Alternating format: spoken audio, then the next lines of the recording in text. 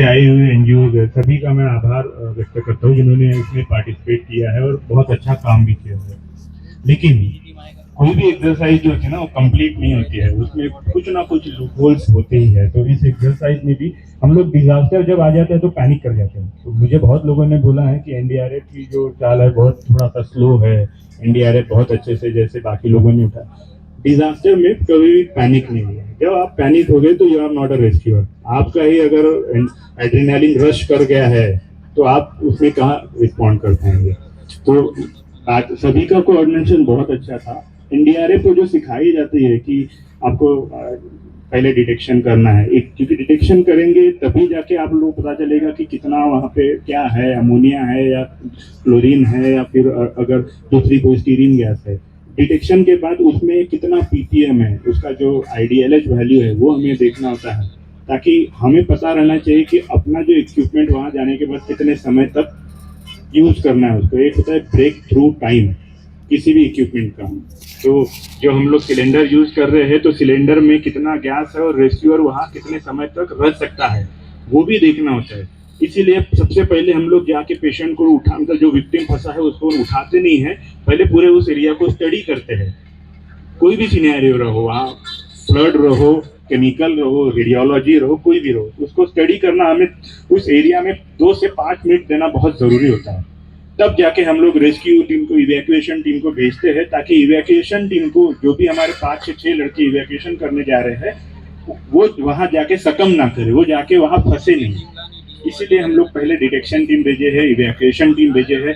उसके बाद फिर हम लोगों ने भी जो भी रिसाव हो रहा है, लीकेजेस हो रहे हैं, उसको मैनेज किया है, रिसाव को पैक किया, जो कि हमारा बहुत ज्यादा रोल उसमें होता नहीं है, फिर भी हम लोग उसको कर हमारी कैपेबिलिटी है तो हम लोग करते हैं। फिर उस एरिया का जैसे रिसाव बंद हो गया है तो हमने एरिया का डिकॉन किया है और अपने इंडिविजुअल विक्टिम्स का डिकॉन किया है। आपने एक विक्टिम दिखा होगा कि जो गिरा हुआ था, जो चल फिर नहीं सकता था, तो हमने उसका डिकॉन नहीं किया है, हमने उसकी सीवियरिटी समझी है और उसको सीवियरिटी समझने के बाद उसको बैग में बांधा है। क्यों बांधा है बैग में? क्योंकि वो सबसे ज्यादा अमोनिया जहाँ रिसा हुआ उस फील्ड में था, मतलब वो कंटामिनेटेड था, तो उसका कंटामिनेशन बाहर ना फैले, इसलिए हमने उसको बैग में बांधा है, उसका मुंह निकाल के बाहर, और बैग में बांध के उसको एम्बुलेंस से डायरेक्ट जो भी हॉस्पिटल हमने डिक्लेयर किए थे कि अमोनिया के लिए, उस हॉस्पिटल में उसको भेजा है। और इस तरीके से हमने पूरी एक्सरसाइज कंडक्ट किया है। होप कि ये एक्सरसाइज सभी को अच्छी लगी हो। ग्राउंड में भी इसी तरीके से काम होता है। अभी हमने इसमें 15 से 20 मिनट में एक्सरसाइज की है। ग्राउंड में हो सकता है कि ये एक्सरसाइज जब केमिकल का रिसाव हो तो ये एक्सरसाइज 6 घंटे 8 घंटे या पूरे दिन भर के लिए चले। तो यही हम लोग करते हैं ग्राउंड में भी। ये आपको छोटा सा सिनेरियो हमने देख के बनाया था, तो आई होप कि सभी को ये पसंद आया होगा।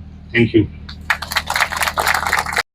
डीजीएम साहेब, त्याच पद्धतीने कमांडंट साहेब, डेप्युटी डायरेक्टर साहेब, जॉईंट डायरेक्टर साहेब, सर्व पोलीस विभागाचे पीआय साहेब, त्याच पद्धतीनं सीएफओ साहेब, एनडीआरएफची सर्व टीम, एचपीसीएलची सर्व टीम आणि इथे जमलेल्या माझ्या सर्व बंधू आणि भगिनींना, आज आपण या ठिकाणी केमिकल मॉक एक्सरसाइज आयोजित केली होती, ज्यामध्ये आपण फायर इन्सिडेंट पण दाखवला आणि अमोनियाचा पण इन्सिडेंट दाखवला।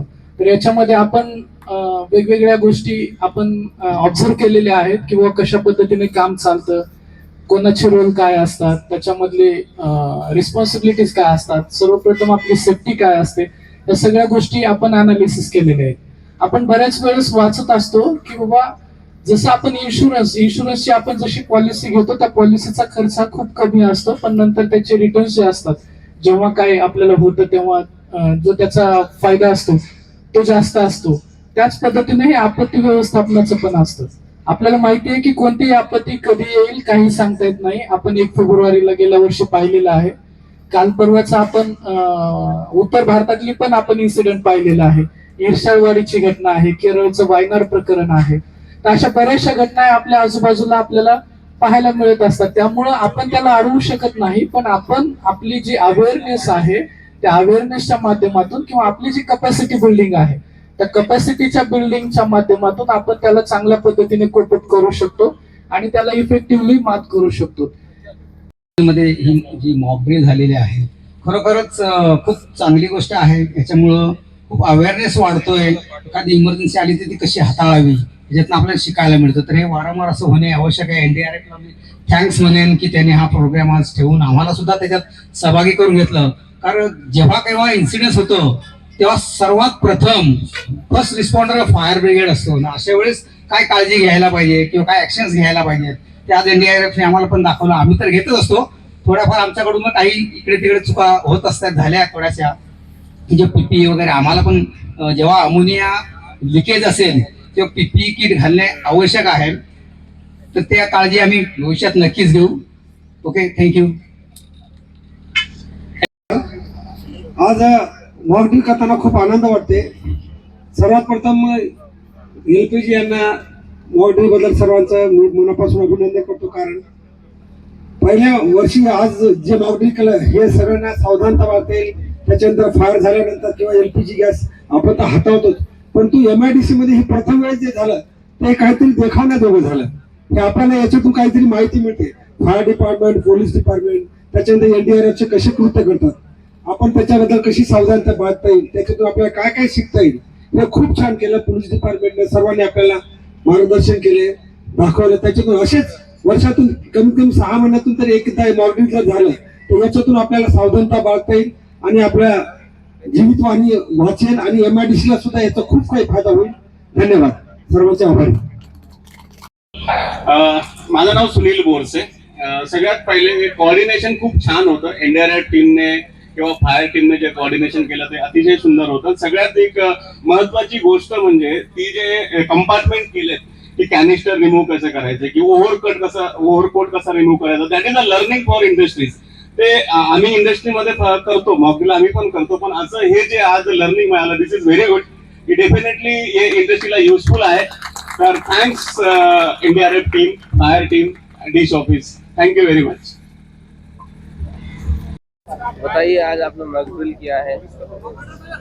हमारा MDMA की तरफ से हमें साल में सभी डिस्ट्रिक्ट को मॉकड्रिल में कवर करना होता है. तो हमने औरंगाबाद में देखा है कि यहाँ की वल्नरेबल सभी से अनुरोध है कृपया अपना स्थान ग्रहण करें. उसके बाद ऑल क्लियर का सिग्नल दे दिया गया और सक्सेसफुली ये मॉक ड्रिल को कंडक्ट किया गया.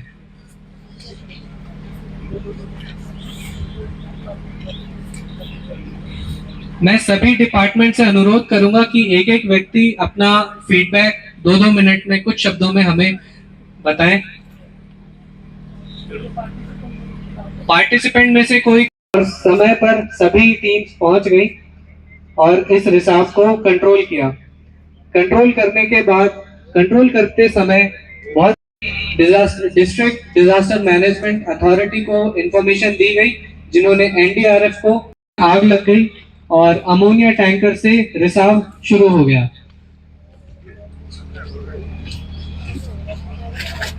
इस सिनेरियो में ड्राइवर ने तुरंत ही केबिन की आग बुझाने के लिए फायर एक्सटिंग्विशर को ऑपरेट किया और उसके बाद तुरंत ही हिंदू deputy director DISH, Shri Kalyankar police inspector CIDCO Chhatrapati Sambhajinagar, Shri Hareshwar Ghuge police inspector traffic CIDCO and Shri Amileshwar Rao sir DGM Hindustan Petroleum एवं सभी सम्मानित अधिकारीगण. Thank you very much for your feedback.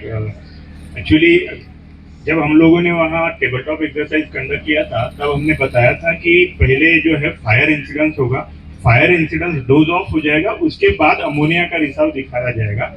ये हमने फायर को जब टेबल टॉप एक्सरसाइज हुई थी तब फायर वाले जो ऑफिसर चीफ ऑफिसर्स हैं उनको हमने ये बताया था. और जब यहाँ कमेंट्री जो हुई तो कमेंट्री में दोनों इंसिडेंट्स एक साथ बोल दिए गए. तो ये हमारा वहाँ बोलने में मिसमैच हुआ है, एक्टिंग में हमारा कोई मिसमैच नहीं था. मतलब फायर डोज ऑफ हुई है क्योंकि हो सकता है कि फायर भी लगे, अमोनिया का रिसाव भी एक साथ हो, लेकिन मॉक एक्सरसाइज है, इसमें दिखने में अच्छा लगे, इसलिए हमने ये दो सिनेरियो अलग अलग रखे. बट हो सकता है कि ये एक साथ भी हो. एक साथ हो तो फायर डिपार्टमेंट ऑब्वियस है, बट ऑब्वियस है कि उनको भी PPE पहनना पड़ेगा, क्योंकि वो मशीन तो है नहीं, वो भी इंसान है, उनको भी अमोनिया से खतरा है. बट ये सिनेरियो जो हमने जब टेबल टॉप किया था तो दोनों सिनेरियो को अलग रखा. हेलो, मैं chief fire officer Raiba Patil. आपने जो क्वेरी निकाला वो राइट है, लेकिन हमें वहाँ इससे ये मिली थी तो पहला फायर होगा और फायर में फायर ब्रिगेड काम करेगा और उसमें कुछ कैजुअलिटी रहेगा तो हम निकालेंगे और बाद में अमोनिया लीकेज होने वाला है। सो बाद में लीकेज हुआ तब हम बाहर आए थे, क्योंकि पीपीए के जो एरिया रहता है उसके बाहर के थे वो हमने निकाले थे, बाद में एनडीआरएफ के जवान ने उनको निकाले थे। Okay, thank you.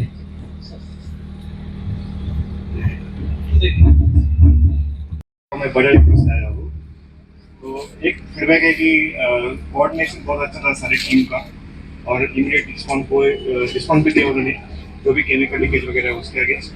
बस एक मेरा क्वेश्चन था कि जब भी फायर ब्रिगेड के लोग आए थे अलग अलग डिपार्टमेंट से, तो उन्होंने रेस्क्यू किट मतलब स्काफा किट नहीं देना था, इमीडिएटली अमोनिया लीक हो गया था तो वहाँ पे जाके शायद वो एक्सपोज होके वो भी शायद अनकॉन्शियस हो जाते। तो वो एक मेरा ऑब्जर्वेशन।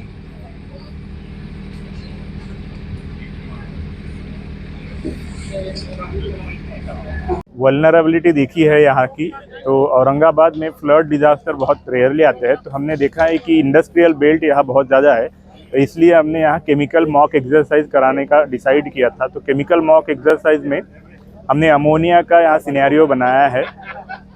तो HPCL प्लांट के बगल में ही अमोनिया की फैक्ट्री थी, जहाँ हमने HPCL का एक टोनर यूज़ किया है, जिसमें पहला सिनेरियो हमने फायर का दिखाया है, फायर के साथ साथ यहाँ अमोनिया का रिसाव दिखाया है, अमोनिया का लीकेज दिखाया है। उसके साथ हमने यहाँ एक मॉक एक्सरसाइज कंडक्ट की, जिसमें फायर को मैनेज करने के लिए HPCL और फायर डिपार्टमेंट और जो अमोनिया का रिसाव हुआ है उसको मैनेज करने के लिए अमोनिया का कंसाइनर था और NDRF की टीम थी। दोनों ने, चारों एजेंसीज ने मिलके और बाकी के डिपार्टमेंट, हेल्थ डिपार्टमेंट ने मिलके आके एक मॉक एक्सरसाइज कंडक्ट की। Thank you. मैं असिस्टेंट कमांडर निखिल मुदोकर और मेरे साथ है इंस्पेक्टर फुंदे साहब और इंस्पेक्टर राजू साहब। हम लोग NDRF 5 यूनिट से। मॉक ड्रिल हुआ है आज HPL LPG कंपनी की तरफ से, बताइए। मैं Vijay Rathod, deputy fire officer Sambhaji Nagar. आज 12 बजे SP कंपनी जो मॉक ड्रिल लिया वो बेहतर अच्छा था, सबके लिए अच्छा था, क्योंकि ऐसा मॉक ड्रिल 6 महीने में, साल में 1-2 बार तो होना चाहिए, क्योंकि MIDC वाले को, सभी लोगों को और फायर डिपार्टमेंट को पता चले कि मॉक ड्रिल क्या होता है, कैसे की जीवित हानि होती है और अपन क्या क्या काम कर सकते हैं, ये सभी को पता चलता है। इससे सबका नॉलेज भी बढ़ता है, ये अवश्य करना चाहिए। इसलिए हिंदुस्तान कंपनी को हम खूब थैंक्स बोलना चाहते हैं हम। ओके।